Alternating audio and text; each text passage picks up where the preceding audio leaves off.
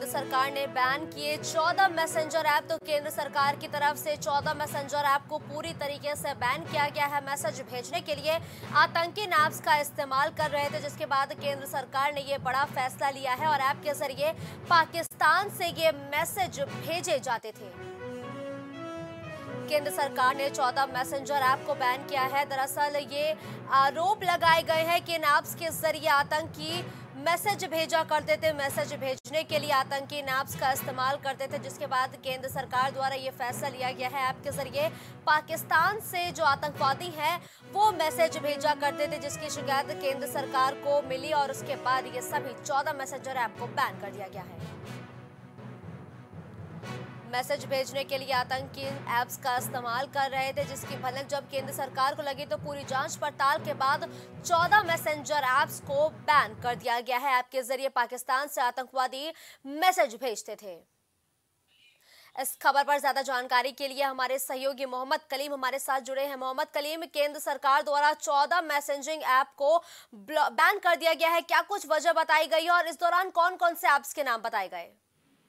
देखिए, जिस तरीके से लगातार जो है जो एजेंसियां हैं वो अपना काम कर रही थी, इसी बीच उनको ये कुछ ऐप की जानकारी मिली थी जिस पर जो है पाकिस्तानी जो आतंकी संगठन है उनको लेकर के बात कही जाए, जिसको लेकर के ये कदम उठाया गया भारत सरकार की तरफ से। कहा जा रहा है कि जो ऐप है इनके द्वारा जो है लगातार जो है देशद्रोह से संबंधित काम थे जिस पर बैन किया गया, लेकिन ये सभी ऐप बताई जा रही थी प्ले स्टोर पर अक्सर देखी गई है और इसको लेकर के लगातार जो है पूरे मामले की तफ्तीश भी चल रही है। आखिर ये जो ऐप है, ऐप के पीछे क्या कुछ वजह है, क्या इसमें जो कारण है, आखिर ये ऐप किस तरीके से इस्तेमाल हो रही थी।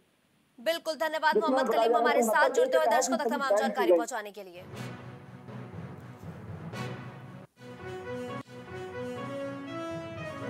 तो नगर निकाय चुनाव से जुड़ी एक बड़ी और अहम खबर हम लगातार आप तक पहुंचा रहे हैं। तो नगर निकाय चुनाव से जुड़ी एक बड़ी खबर है, जहां मतदान के दिन 4 मई को सार्वजनिक अवकाश रहेगा। तो 4 मई को सार्वजनिक अवकाश घोषित कर दिया है। सरकारी निजी सभी दफ्तर और फैक्ट्री को बंद करने के आदेश जारी किए गए हैं। तो नगर निकाय चुनाव से पहले ये बड़ी और अहम जानकारी हम आप तक पहुंचाते, जहां 4 मई को सार्वजनिक अवकाश की घोषणा कर दी है। यानी इस दौरान सभी सेक्टर्स, प्राइवेट, गवर्नमेंट से लेकर हर एक फैक्ट्री भी बंद रहेगी।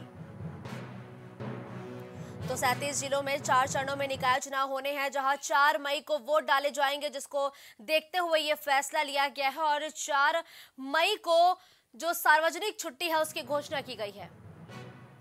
इस खबर पर ज्यादा जानकारी के लिए हमारे सहयोगी मोहम्मद उवैस हमारे साथ जुड़े हैं। मोहम्मद उवैस, 4 मई को सार्वजनिक अवकाश की घोषणा कर दी गई है।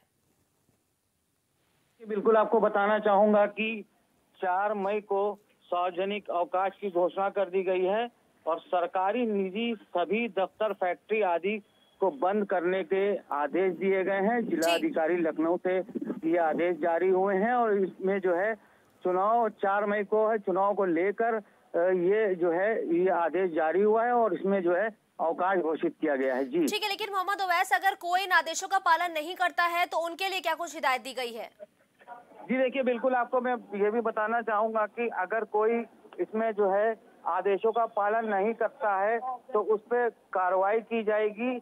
जो भी उसमें कार्रवाई होगी उसके तहत उनके ऊपर दंड दिया जाएगा और इसमें साफ तौर पे जिला अधिकारी ने ये आदेश कर दिया है और जिससे अवगत करा दिया गया है कि तमाम जो इस तरीके के जो दफ्तर और जो सारी चीजें हैं इनको बंद करने के बाद अगर कोई खोलता है तो उसके ऊपर कार्रवाई होगी। जी बिल्कुल, धन्यवाद मोहम्मद उवैस हमारे साथ जुड़ने के लिए। बीएसपी सांसद अफजाल अंसारी की सदस्यता जो है वो रद्द कर दी गई है। ये बड़ी और अहम खबर है। बीएसपी सांसद अफजाल अंसारी की लोकसभा की सदस्यता रद्द कर दी गई है। तो बसपा सांसद की लोकसभा की सदस्यता रद्द कर दी गई है। 4 साल की सजा के बाद ये फैसला लिया गया है और संसद की सदस्यता अफजाल अंसारी की रद्द कर दी गई है। तो अफजाल अंसारी की संसद की सदस्यता पूरी तरीके से रद्द कर दी गई है। बसपा की ओर से सांसद थे। गैंगस्टर एक्ट मामले में बीते दिनों अफजाल अंसारी को जब 4 साल की सजा सुनाई गई तो अब उनकी जो सदस्यता है वो भी रद्द कर दी गई है। तो एक बार फिर इस खबर पर ज्यादा जानकारी के लिए हमारे सहयोगी ओवैस हमारे साथ जुड़े हैं। ओवैस, बीते दिनों जो फैसला आया उसके बाद अफजाल अंसारी की सदस्यता जो है वो रद्द कर दी गई है, इस पर बीएसपी की तरफ से क्या कुछ प्रतिक्रिया दी गई है? को बताना चाहूंगा कि इसमें MP MLA कोर्ट में, ये जो गाजीपुर उत्तर प्रदेश में, ये जो है वहां से आदेश जारी हुए थे और ये लोकसभा से जो है ये आदेश, ये जो इनकी जो सदस्यता है, आदेश के बाद इनकी सदस्यता रद्द कर दी गई है। और ये जो अफजाल अंसारी की जो सजा हुई है उसके बाद ये सदस्यता इनको जो है रद्द कर दी गई है और तमाम जो आदेश हैं ये जारी कर दिए गए हैं और उसके बाद जो है अब ये इनकी जो सदस्यता है वो रद्द हो गई है। और जी बिल्कुल, धन्यवाद मोहम्मद ओवैस हमारे साथ जुड़ने के लिए।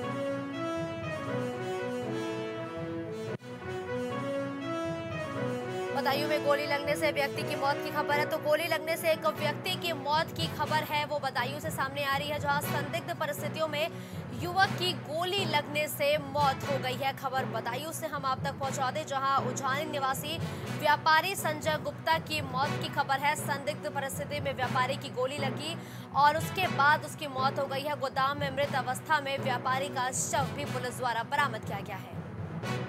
सूचना पर वरिष्ठ पुलिस अधीक्षक घटनास्थल पर पहुंचे हैं।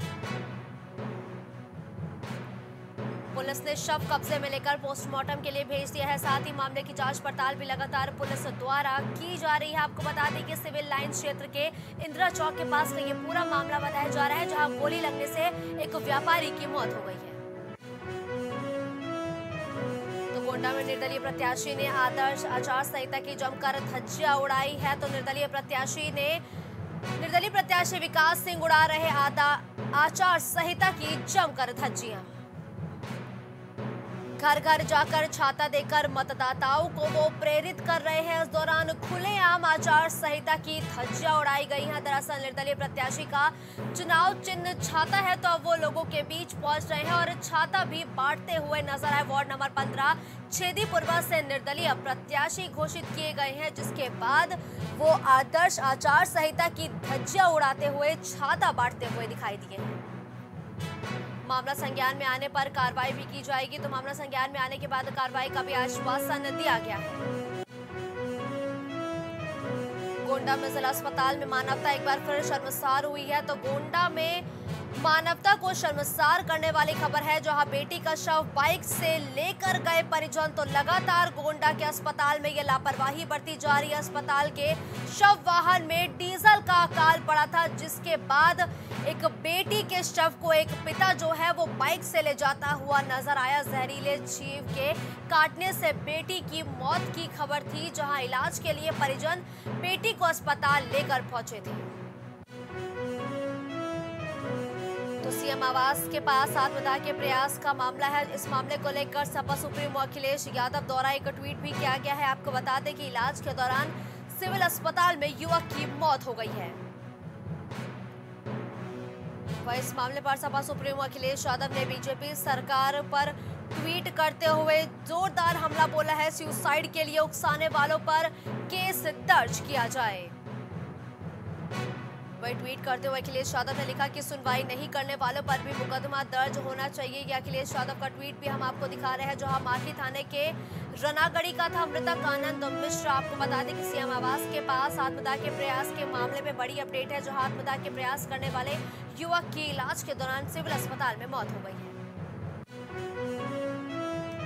मुख्यमंत्री योगी आदित्यनाथ का प्रयागराज दौरा। तो संगम नगरी दौरे पर जाएंगे सूबे के मुखिया सीएम योगी आदित्यनाथ। 2 मई को चुनावी जनसभा को संबोधित करते हुए भी नजर आएंगे सीएम।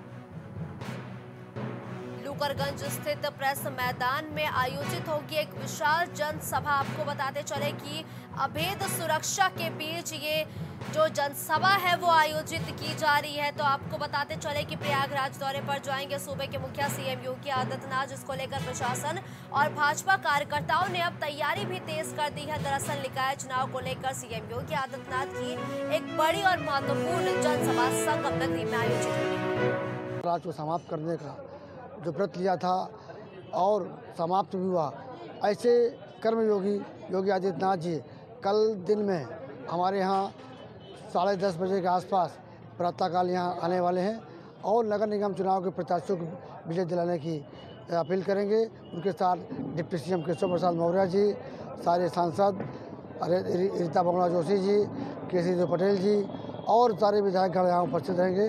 भारतीय जनता पार्टी के कार्यकर्ता जनता उनका संबोधन सुनेंगे और भारतीय जनता पार्टी को यहाँ से कमल खिलाएंगे। सभा को संबोधित करने जा रहे हैं और भारतीय जनता पार्टी की केंद्र प्रदेश में सरकार होने के बाद लोकल गवर्नमेंट भी भारतीय जनता पार्टी की ही होगी। हमारे माननीय केशव मौर्य जी का कहना है कि अब ट्रिपल इंजन की सरकार बनने जा रही है। उसी कड़ी में, उसी क्रम में कल माननीय योगी आदित्यनाथ जी इस ग्राउंड पर एक विशाल जनसभा को संबोधित करके भारतीय जनता पार्टी की विजय यात्रा का जो शंखनाद है यहीं से उसकी उद्घोषणा करेंगे और आने वाले समय में भारतीय जनता पार्टी का कमल खिलेगा। औरैया में पुलिस ने गांव के बाहर चल रही अवैध असलाह फैक्ट्री का भांडाफोड़ किया है। निकाय चुनाव से पहले औरैया पुलिस को बड़ी सफलता मिली है। पुलिस ने छापेमारी कर असलाह बनाते समय 2 सगे भाइयों को इस दौरान गिरफ्तार भी किया है। आपको बता दें कि अवैध असलाह और असलाह बनाने के सामान समेत पुलिस ने इन दोनों ही भाइयों को गिरफ्तार किया है। आरोपी पहले भी असलाह फैक्ट्री चलाने के मामले में जेल जा चुके हैं। कोतवाली क्षेत्र के गांव क्योटरा के बाहर यह अवैध फैक्ट्री संचालित लगातार की जा रही थी, जिस पर पुलिस ने अब छापेमारी करते हुए फैक्ट्री चलाने के आरोप में 2 सगे भाइयों को गिरफ्तार किया है। एक सूचना प्राप्त हुई थी कि ये क्योटरा गांव के बाहर एक भोले बाबा का मंदिर है, वहां बगल में एक शस्त्र फैक्ट्री चल रही है जहां 2 सगे भाई कुछ समय से यहाँ पे शस्त्र बनाने का काम कर रहे हैं। तो यहाँ पे सिखलाई हुए तरीके से पुलिस ने दबिश दी और घेराबंदी करके जब इन लोगों को देखा, पकड़ा, पूछा तो मौके से इनके पास 3 शस्त्र जो है पूर्णतः निर्मित थे, जिसमें एक अदद 300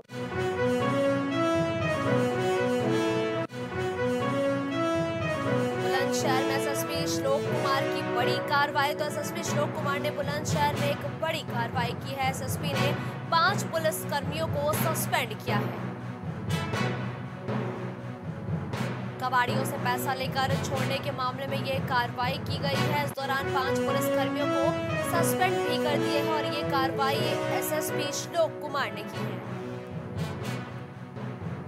एसएसपी ने 5 पुलिस कर्मियों को इस दौरान सस्पेंड भी कर दिया है। आपको बताते चले कि कबाड़ियों से पैसा लेकर छोड़ने के मामले में ये कार्रवाई की गई है, जिस पर एसएसपी ने पुलिस कर्मियों को सस्पेंड किया है। कुछ भाव पुष्प।